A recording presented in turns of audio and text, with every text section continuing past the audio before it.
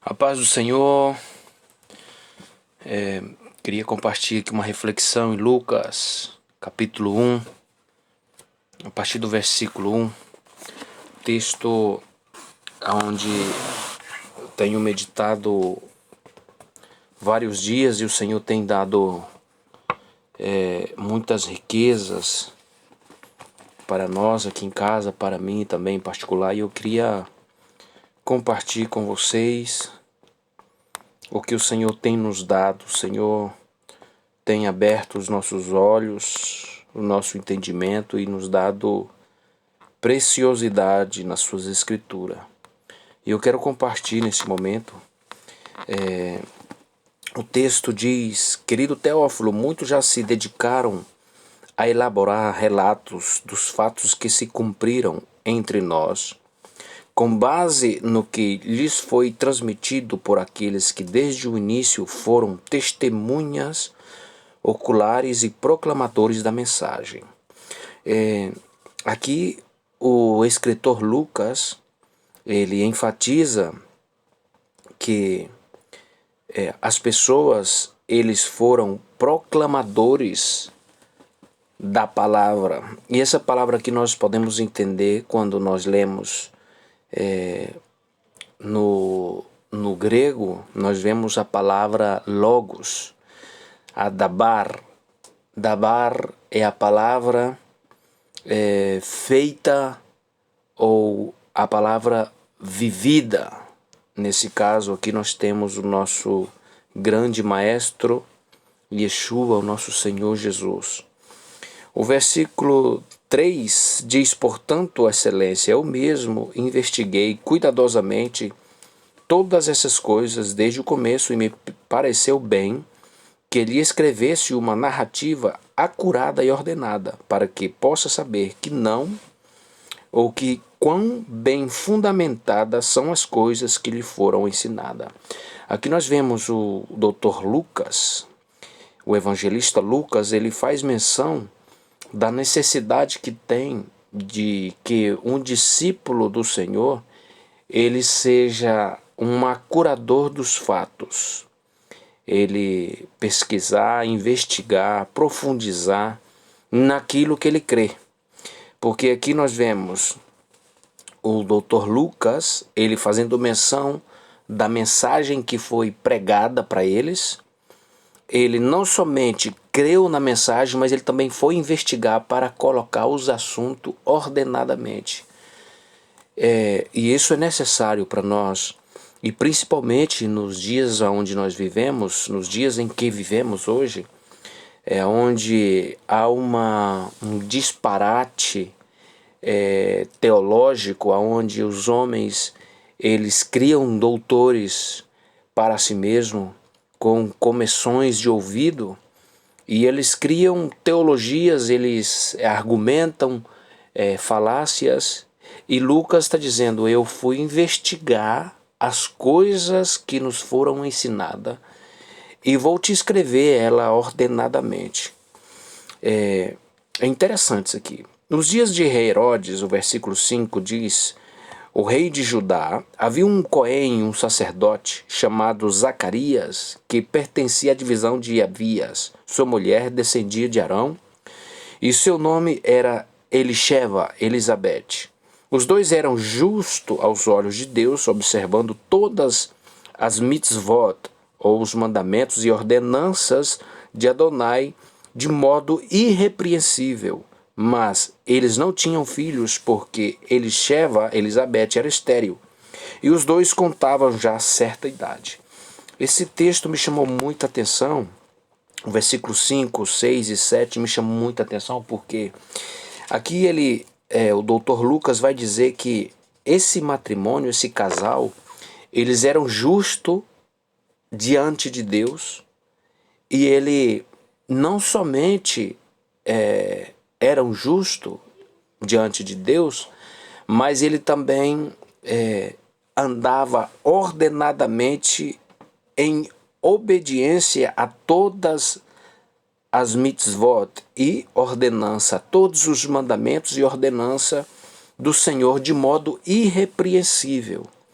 Interessante porque quando eu estive lendo isso, não, a Bíblia fala que eles eram, porém, sem filhos. Elisheva, ela era estéril. Então nós vemos aqui uma coisa muito curiosa, porque o texto diz que eles eram justos aos olhos de Deus e andavam em obediência irrepreensível em todos os mandamentos e ordenanças de Deus. E quando nós lemos a Torá, nós vemos quando o Senhor dá os mandamentos para o povo de Israel, para o povo eleito de Deus, o Senhor vai dizer para eles que se eles obedecessem os mandamentos, ele abençoaria a amassadeira, abençoaria a terra deles, a vaca deles, o gado deles, o fruto deles, da terra deles, nenhum deles se perderia ou não teriam terra infértil nesse tempo. Segundo a palavra do Senhor, o que o Senhor fala, diz que ele procuraria abençoar o povo. Mas aqui nós vemos que eles eram justos e obedeciam todos os mandamentos do Senhor, porém a sua esposa era estéril.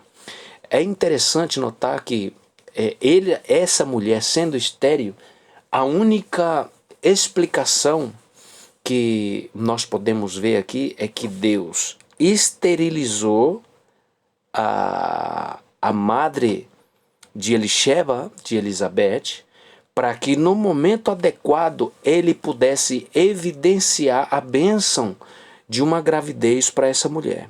Nós vemos que o Senhor é Ele quem fecha a madre, o ventre, Ele que abre, Ele que dá vida, Ele que tira. E aqui nós vemos o Senhor fazendo um milagre. E eu gosto da expressão que diz que eles eram justos e andavam em todas as mitzvot e ordenança de Adonai de modo irrepreensível. Mas eles não tinham filhos, porque Elisheva era estéril. E os dois já contavam com certa idade. O versículo 8 diz: uma vez quando Zacarias cumpria seus deveres de Cohen ou de sacerdote, no período de serviço de sua divisão perante Deus, ele foi escolhido por sorteio de acordo com a costume dos Coanim, dos sacerdotes, para entrar no templo e queimar o incenso. Isso aqui é interessante porque ele era sacerdote e ele servia a Deus do lado de fora. Ele, em outras palavras, ele não estava queimando incenso. Mesmo assim, ele obedecia o que lhe era designado por liturgia sacerdotal. Todos os dias ele servia.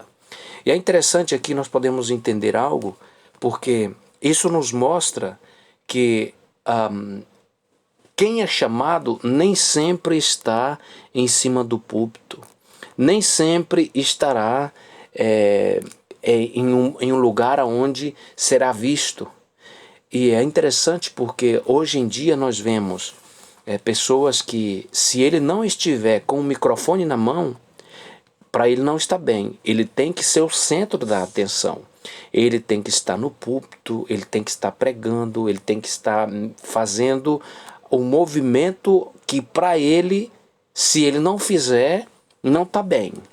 E aqui eu vejo claramente a humildade desse sacerdote Zacarias, que ele obedeceu quando lhe tocou, quando ele foi selecionado por sorteio, de acordo com o costume da ordem sacerdotal, ele entrou no templo para queimar incenso. Aí aonde ele entrou, subiu de nível e o Senhor entrou em contato com ele para falar com ele e trazer as boas novas, a qual nós iremos tocar a partir de agora. Todos estavam do lado de fora orando na hora de queimar o incenso, quando lhe apareceu um anjo de Adonai em pé à direita do altar do incenso. Zacarias ficou assustado e aterrorizado com a visão.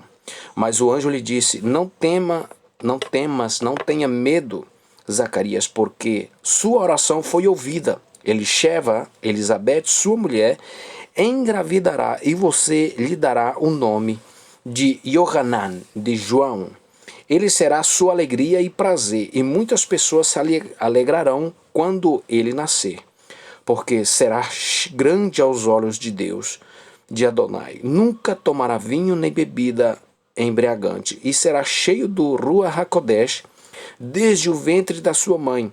Fará retornar muitos do povo de Israel a Adonai, o Deus deles, e irá à frente de Adonai no espírito e no poder de Eliyahu, para fazer voltar o coração dos pais aos filhos e os desobediência à sabedoria dos justos, para preparar um povo para Adonai. Muito interessante este verso, porque aqui nós vemos que o versículo 16, ele vai dizer, ele fará retornar muito do povo de Israel a Adonai, o Deus dele. Então, interessante que ele não diz que haveria um retorno generalizado do povo de Israel a Deus. Muitos, quando fala muitos, não são todos, são muitos. Muitos, não são poucos tampouco. Não são muitos, não são todos, em sentido de toda a nação de Israel, mas muitos. Eles voltariam. E o que me chama a atenção aqui é que ele vai dizer, ele fará retornar muitos do povo de Israel a Adonai, o Deus deles, e ele irá à frente de Adonai. Interessante porque ele vem na frente de Adonai. E quem que ele foi na frente? De trás dele quem veio? O próprio Yeshua. Ou seja, Yeshua não é um homem qualquer. Aqui nós vemos que o anjo vai dizer para o sacerdote que esse João Batista, Yohanan, ele iria na frente de Adonai. Adonai viria atrás e ele viria na frente. Ele iria à frente de Adonai, no espírito, no poder de Eliyahu, de Elias. Interessante porque aqui ele faz menção de algo muito peculiar que nós temos que entender. Que para mim, quando eu estive meditando nesse texto, repassando, lendo, relendo, eu pude entender que ele iria na frente de Adonai, no poder, no espírito, no poder de Eliyahu, no poder de Elias, para fazer voltar o coração dos pais aos filhos e os desobedientes à sabedoria do justo, para preparar um povo para Adonai. Então aqui nós vemos que o profeta João vem, ou ele vem com o espírito e o poder de Elias. Quando nós vemos isso, eu posso entender, para se entender que Elias, ele foi cheio do Espírito de Deus para fazer a obra que ele fez. Então, o Espírito que João virá com ele virá com o Espírito que encheu Elias. Então, é interessante que ele vai mostrar aqui que ele trairia os desobedientes à obediência. É bom entender que a obediência aos planos de Deus, os projetos de Deus, a tudo aquilo, a ordem de Deus, somente se obedece por meio do Espírito, por meio do Ruach HaKodesh de Deus. Não tem como obedecer a Deus se não for pelo Espírito de Deus. Aqui nós vemos, podemos conectar automaticamente o apóstolo Paulo. Ele diz nas suas cartas, ele vai dizer que o homem natural não discerne, ele não tem discernimento do Espírito de Deus ou das coisas de Deus. O homem natural, ele não pode lograr ou alcançar, realizar a obra de Deus, a menos que ele tenha o poder do Espírito de Deus, ou o poder de Deus na vida dele. Então nós vemos aqui que o Espírito de Elias, o Espírito do Eterno, estaria em João para fazer voltar o coração dos pais aos filhos, os desobedientes à obediência, à sabedoria do justo, para preparar um povo para Adonai. Então era necessário o Espírito, o poder de Deus, para que esse povo pudesse ser preparado para Deus. Muito interessante. Zacarias disse ao anjo: como posso ter certeza disso? Estou velho e a minha mulher já tem certa idade. O anjo responde, o versículo 19 diz: sou Gabriel. O anjo lhe respondeu: fico sempre na presença de Adonai. Fui enviado para lhe falar e para dar estas boas novas. Então aqui nós vemos que o anjo Gabriel vem pregar o evangelho, boas novas, o evangelho para ele. Então ele foi abençoado em ouvir o evangelho sendo pregado por um anjo que assistia na presença do Senhor sempre. Então ele diz: agora, por não ter crido no que eu disse sobre todas essas coisas que acontecerão quando o tempo chegar, você ficará mudo, incapaz de falar, até que todas essas coisas ocorram. Aqui nós temos que entender que a palavra que aparece aqui, surdo e mudo, surdo-mudo, o que Deus fez aqui foi embotar o ouvido e o sentido da fala de Zacarias. Deus fez com que o sentido de ouvido do sacerdote fosse embotado, fosse pesado, e ele não podia nem ouvir bem e nem falar bem. Então ele ficou sem capacidade de ouvir, sem capacidade de falar, de argumentar as palavras que lhe vinha no coração de falar. Então, Senhor, isso aqui é tremendo, porque nós podemos entender que, ainda que a pessoa saiba falar, ele não falará a menos que o Senhor lhe dê a capacitação para ele falar. Isso é impressionante, isso me impactou muito, porque não serve uma pessoa ter uma oratória impressionante, não serve uma pessoa ter uma capacidade teológica exuberante, uma capacidade de pensamento e de argumentação, a menos que Deus coloca as palavras nos lábios desse falante ou desse homem pregoneiro. Ele não poderá falar as palavras do reino dos céus. Baruch Hashem. Aleluia. O Senhor embotou o sentimento de ouvido e de fala do sacerdote para que ele não pudesse falar. É interessante, porque a mensagem do céu, quando ela vem para ser falada. Mas aqui nós vemos o Senhor impedindo o sacerdote de falar. Só vai falar na hora que eu ordenar você falar. E é impressionante isso aqui. Para mim, eu fui muito abençoado com esse texto. Baruch Hashem, aleluia. Então vai dizer: agora, por você não ter crido no que eu disse sobre todas essas coisas que acontecerão quando o tempo chegar, você ficará mudo, incapaz de falar, até que essas coisas ocorram. O versículo 21 diz: enquanto isso o povo esperava por Zacarias, eles ficaram surpresos com a sua demora no templo. Mas por ele não conseguir conversar com as pessoas, elas perceberam que tiveram uma visão no templo. Mudo, ele se comunicava por meio de sinais.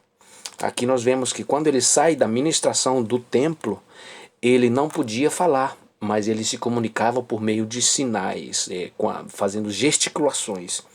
Quando terminou o período do serviço do templo, ele voltou para casa. Depois disso, Elisheva, sua mulher, engravidou e ficou 5 meses sem sair de casa, dizendo: Adonai fez isto para mim, ele me mostrou o seu favor, desta vez para remover minha desgraça pública. Ele fez isso para remover ou para retirar as minhas desgraças, a minha desonra pública. No 6º mês, o anjo Gabriel foi enviado por Deus a uma cidade chamada Nazaré, que vai falar sobre, a partir do versículo 26, fala sobre o nascimento do nosso Salvador, né? Agora nós vamos saltar o versículo 26 e vamos passar o versículo 56 do capítulo 1 de Lucas. Vai dizer, Miriam ficou com Elisheva cerca de 3 meses e então voltou para casa. Quando se cumpriram os dias de Elisheva, ela deu à luz um filho. Seus vizinhos e parentes ouviram sobre quão bom Adonai lhe havia sido e se alegraram com ela. No 8º dia era a realização da Brit Milah, ou da circuncisão do menino, de Yohanan, de João. Queriam lhe dar o nome de Zacarias, como seu pai, mas sua mãe tomou a palavra e disse, não, ele será chamado Yohanan. Disseram-lhe, nenhum dos seus parentes tem esse nome, e fizeram sinais ao pai do menino para descobrir como ele desejava que o menino fosse chamado. Ele gesticulou pedindo uma tabuinha e, para a surpresa de todos, escreveu, o nome dele é Yohanan. João, naquele momento, a capacidade para falar retornou e suas primeiras palavras foram uma bênção, uma profecia dirigida a Deus.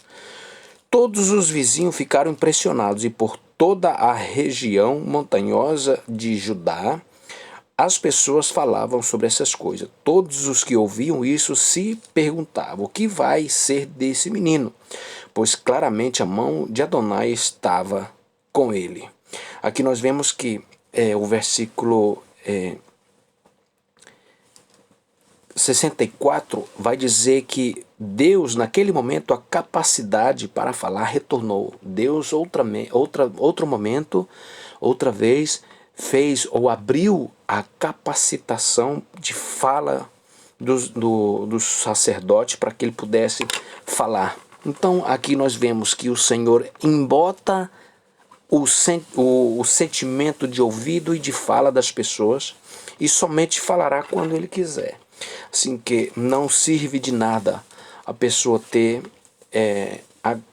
a fala, a pessoa ter o entendimento, mas se Deus, se o Eterno, fechar o ouvido, ninguém vai falar, a menos que ele traga outra vez a capacitação para fala. Então aqui nós vemos aqui, o que me chamou a atenção também aqui, desse texto, aqui ele vai, quando ele abre, quando o Eterno, quando Deus abre a mente, ou desembota o sentimento, ou o pensamento, o ouvido e a fala dele, automaticamente ele vai falar uma profecia, ele vai repetir uma profecia que não é sobre o filho dele, sobre Yohanan, sobre João, é sobre o Messias, sobre Yeshua.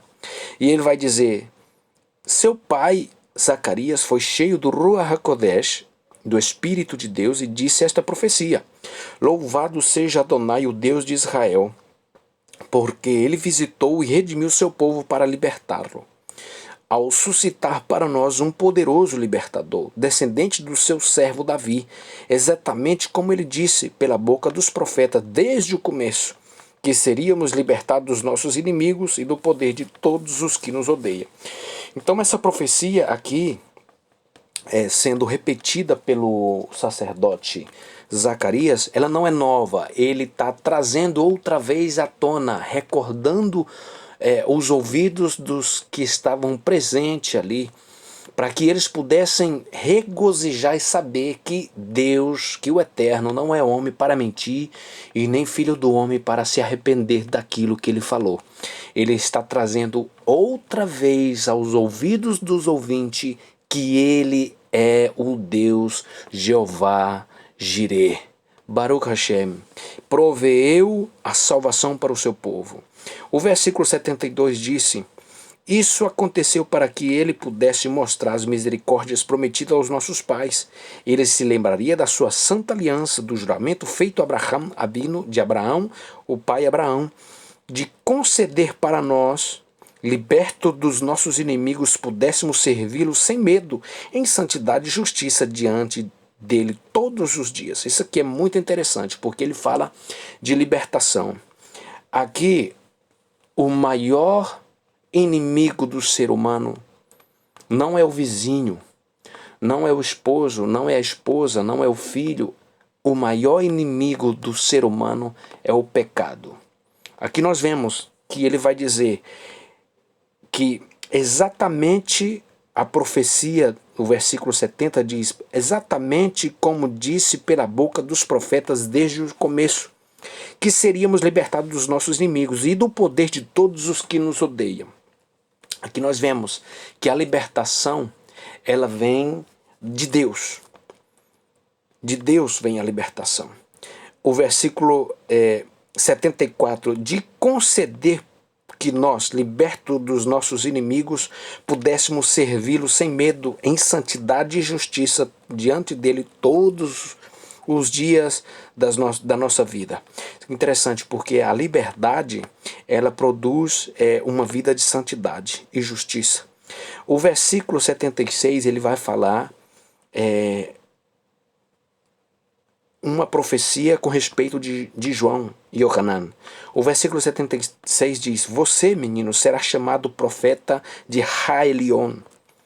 Irá à frente do Senhor para lhe preparar o caminho, ao disseminar o conhecimento no meio do povo de que a libertação procede do perdão dos pecados, mediante as mais terna misericórdia de Deus, que causará a visita do sol nascente desde o céu, para brilhar sobre os que estão em trevas, vivendo a sombra de morte, e guiar nossos pés nos caminhos da paz. Então aqui nós vemos algo muito interessante, que faz retinir os ouvidos de muitos, porque aqui ele vai dizer que João, ele irá na frente de Raelion, na frente do Senhor, para preparar o caminho. E diz que ele disseminaria o conhecimento no meio do povo. Aí ele vai dizer que o verdadeiro conhecimento que seria apregoado por João seria que a libertação procede do perdão dos pecados. A verdadeira libertação, o verdadeiro livramento, a verdadeira escravidão está totalmente vinculada com o pecado. E Deus, o que ele faz é libertar o homem da opressão do pecado. Mediante as mais ternas misericórdias do nosso Deus. Ele fez isso por meio da sua graça, por meio da sua misericórdia. Porque ele é bom, porque a sua misericórdia dura para sempre. Então, isso aqui é a causa ou o motivo de que nós temos que levantar as nossas mãos para o céu e agradecer ao Eterno, a Deus, todos os dias das nossas vidas, para que nós possamos ser grato a Ele. Aí ele diz que a vinda de João, esse Espírito que estava em João, guiaria os pés de todos os que estavam torcidos, descarrilhados, guiaria os pés dele nos caminhos de paz.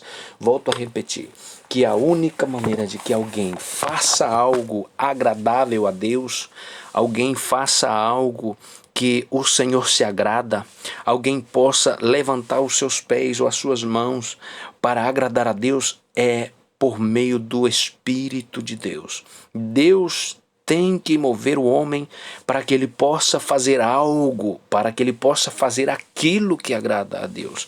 Então, que a nossa oração venha ser exatamente essa, pedir a Deus que venha comunicar a nós o verdadeiro sentido da vida espiritual. Que o Senhor continue abençoando as nossas vidas hoje e sempre. Aleluia, amém.